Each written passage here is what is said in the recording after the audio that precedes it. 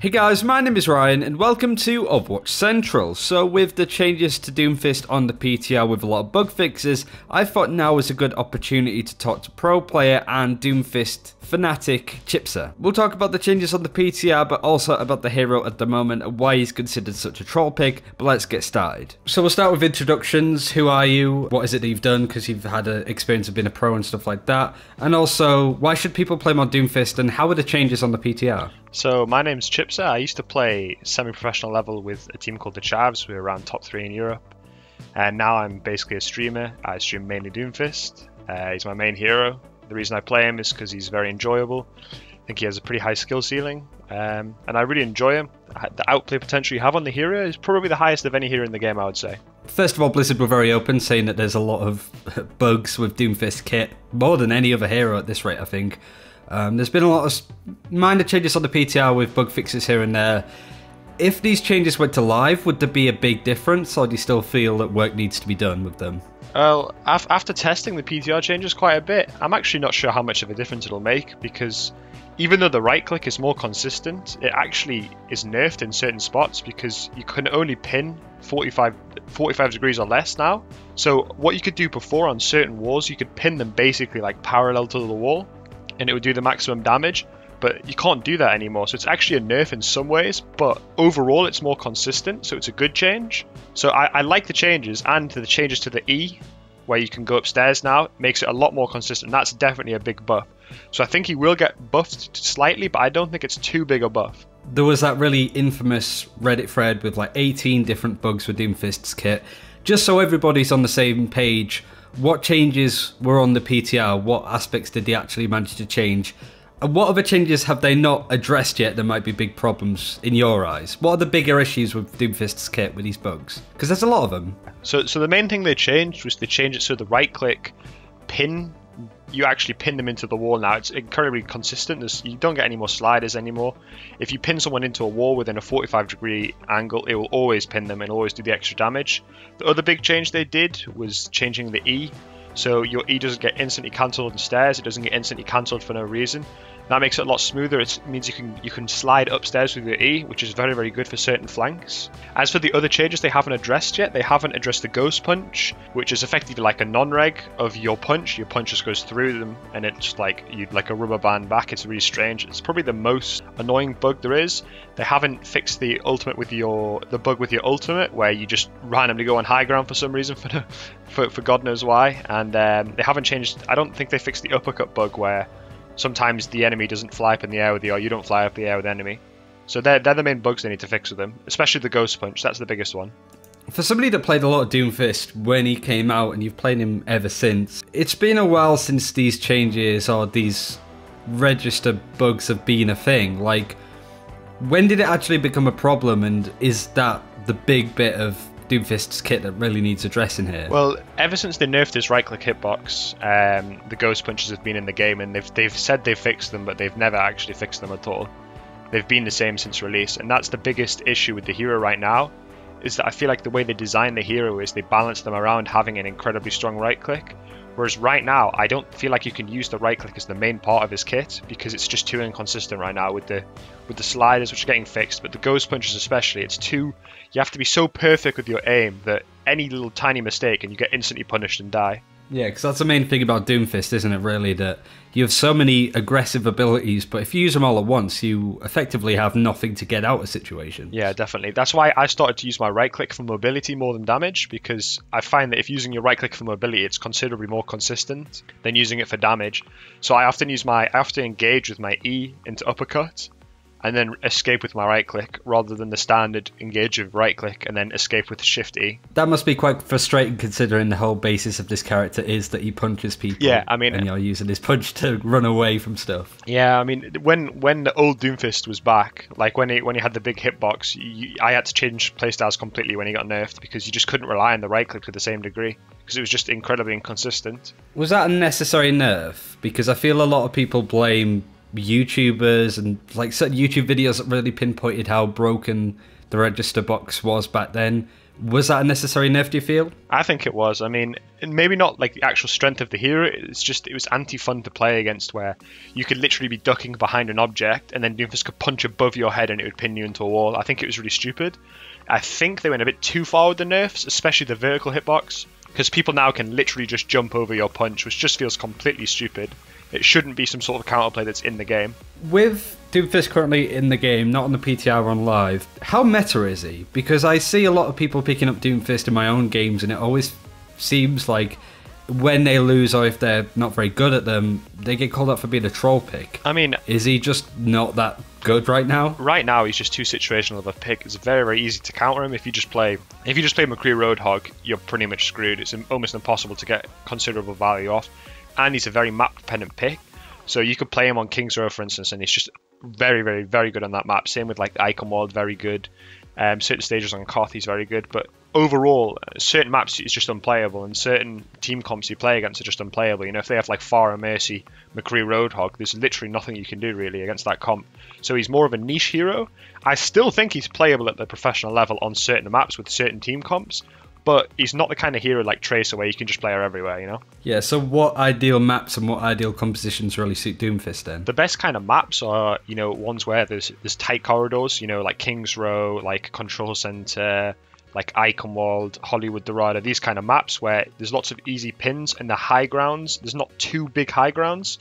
So like the issue of like a Numbani first is that if you attack on Numbani first, it's very hard to get onto the high ground because it's just a little bit too high for your Shifty to take you there. So you're pretty much useless on that map. As for team comps, obviously Zarya is the best pick to play with him because you can just play hyper aggressive if you're getting bubbled, especially if you're pre-made with your Zarya. Literally every time you go in, you can just tell your Zarya to bubble you and boom. Yeah, you can go in and get a kill and get out for free without any risk because you're just going to get all the CC blocked from the bubble. Other than that, mainly you want to have a hit scan on your team, like a McCree or a Soldier, to deal if the enemy goes Farah. And then as for healers, ideally you'd probably want like an Ana Lucio, but they're not really too meta right now, but they would be the ideal in all things considered. I don't imagine you run into many Doomfists yourself, but from what you've seen and maybe people asking questions about it, what kind of big mistakes do you see coming out of people that really want to actually try with Doomfist? The main mistake I see is that people either play way too aggressive and use all the cooldowns and die, or they play way too passive. You need to find a middle ground. Another thing is that loads of people still think that his right click is the biggest killing tool in his kit, which I disagree with. I think that your number one killing tool is being able to use your uppercut to get kills. You land on someone with your E, then you shoot them once, uppercut them, and shoot them 3 times in the air. And I guarantee that's such a better way to get kills than just like trying to right click someone, because of how inconsistent it is right now. So that's probably the biggest mistake, is people overvalue his right click when it comes to doing damage. Well, that kind of raises on to the next point, which was talking about some of the abilities. There hasn't really been much talk about Doomfist other than the problems or the bugs that he's had in the past. So when it comes to using these abilities that you have, especially comboing them and making sure that they're fluid, what kind of advice would you give on getting the most out of it, other than what you've just said with the uppercut, shooting people in the air because they can't really go anywhere whilst you're doing it? Well, the main things is you obviously got to practice it in deathmatch. But a little tip: if you're trying to use the E into uppercut combo and you keep like losing track of your enemy, is just before you uppercut them, try and aim like up into the sky, because that's where they're gonna go. A lot of people like aim down or aim like parallel to where they are, and that means that when you uppercut them, you kind of lose track, or you only see their feet and you have to flick up. Whereas when you land on them, if you aim up, then it's considerably easier to track them in the air and kill them. As for the right clicks, you have to try and think of it like a projectile, because you have to predict where they're going to move, or else you're just going to punch, or else they're just going to outplay you every time. And making sure to keep track of mobility cooldowns as well is important. So let's say, or like defensive cooldowns should say. So let's say you're playing against the Reaper. An easy way to play around him is to charge your right click and then cancel it, and it'll bait him to use his shift, and then you can combo him straight afterwards. Same principle if you have like fighting a Tracer, you see her use all of her blinks, then you know that she's not going to be able to blink anywhere. So keeping track of the enemy's movement and defensive cooldowns is hyper important for Doomfist. I think that's really ideal with Moira as well, with just when she's out of fade, she has nothing. So I guess Doomfist is quite good against her in a lot of situations. Again, it's the same principle as the Reaper matchup in terms of the best way to play it is you just charge your right click into her, and then she's basically forced to use her fade, or else she's going to take like a 50-50 death to the wall, you know? And then the second she does that, you just chase her with your E-shift combo and kill her. It's very easy to do. Do you think there's a big negative stigma around Doomfist? Do you think that it's worth challenging people's opinion of him, because a lot of people just seem that he's effectively useless now. He's one of the least picked heroes in the game currently. I mean, yeah, I think the issue with Doomfist right now is that the skill floor to play him at an effective level, I think, is too high. You have to be extremely good at Doomfist to make him even playable, which is the reason why if you have like a low elo player that just picks Doomfist for the first time, he's just going to get flamed to oblivion. The general community perception, like you said, is that Doomfist is terrible, and I don't agree with that. I think he's just very situational as a pick, and he's very difficult to get good enough to play in ranked at. So we've acknowledged that the Ghost Punch is still a problem. That would be something that you would fix if you were Blizzard. If you had the option, would there be anything else that you would change about the hero to make him much more viable? Either we're just fixing bugs, but also other changes to his kit. Well, besides the bug fixes, really the main thing I'd do is probably give him a bit more like tankiness. So maybe buff his passive to like 40 instead of 30 on hit, or maybe give him like 50 armor instead of like 250 HP, so like 200 HP and 50 armor, something like that. Because I feel like he's far too squishy considering how big his hitbox is. So you can either nerf his hitbox, which I don't think is necessary, or you just increase his, survivability by giving him, you can even give him like 50 more HP and 300 HP. I don't think he'd be that broken. Or you give him like some armor so he can survive versus Tracers and Reapers and all that kind of stuff a lot easier. How frustrating was it for you, actually, that it took them this long for Blizzard to acknowledge that there were problems with Doomfist's kit, and it came with almost an essay of bugs and problems that was so well formatted and presented that people just couldn't ignore it? I imagine as a Doomfist player and somebody that obviously really wants to take him to the next level, both as a streamer and a professional, that must have been infuriating that it took this long. Well, I was literally baffled that Blizzard hadn't realized that there's this many bugs with the hero.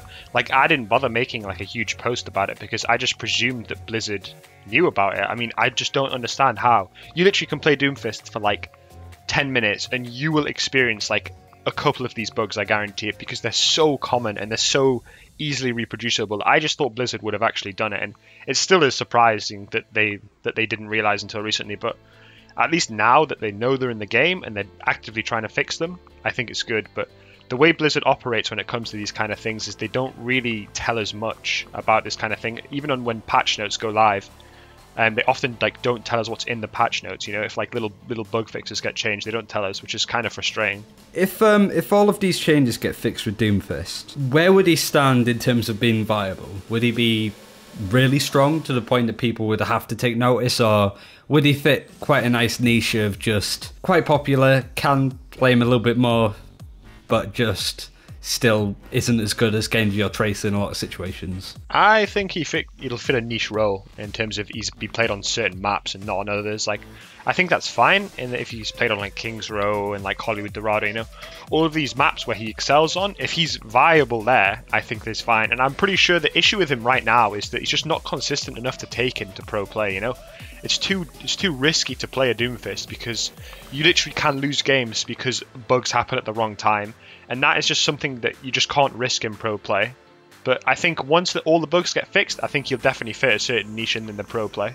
Is that a big problem for the hero then? Because you can have to do similar things with Genji and Tracer, but it does feel that Genji and Tracer are a little bit more self-dependent, I suppose, of the Doomfist. Is that a big aspect of his play that's quite problematic? Yeah, I mean, the thing with Genji Tracer is that you can always just play it like mid-range and just poke, but you can't really do that with Doomfist because you don't have any ranged poke.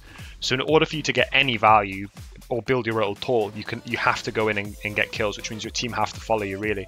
Because the way you can play Genji is you can just play defensive and you can just poke and then you can just pull blade and kill everyone.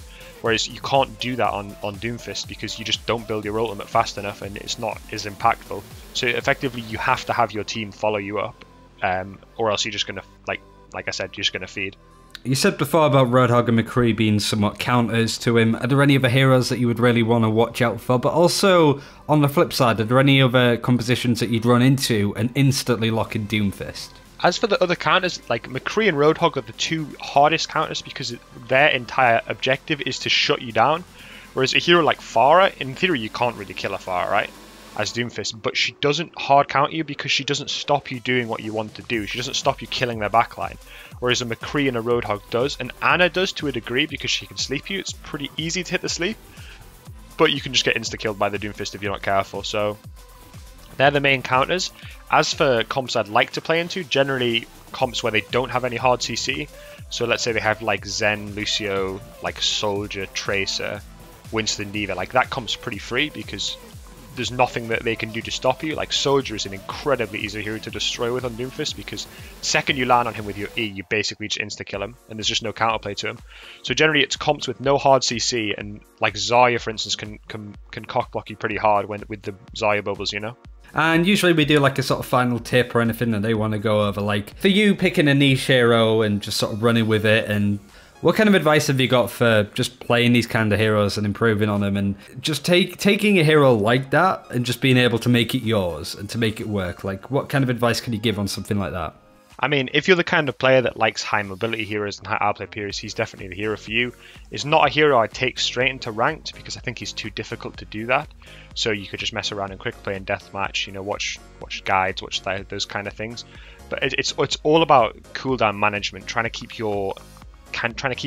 track of when your cooldowns are up and when they're down, when you can play aggressive, when you can't. That's the main important tip that you have to learn with Doomfist, in my opinion. And finally, where can people find some more of the Doomfist gameplay? And you play other stuff as well. It's worth knowing that you're not just like a one trick. But where can people find the Doomfist main player? Well, my Twitch channel is twitch.tv/ChipsaOW. I have a YouTube channel at youtube.com/Chipsa. You can follow me on Twitter, twitter.com/Chipsa_OW. And I'll be streaming pretty much every day, uploading videos relatively regular in the future. So yeah, you can check me out there. And that's it for this time. Thank you very much for watching. Do check out all of Chipsa's stuff in the description below. And until next time, take care. We'll see you then.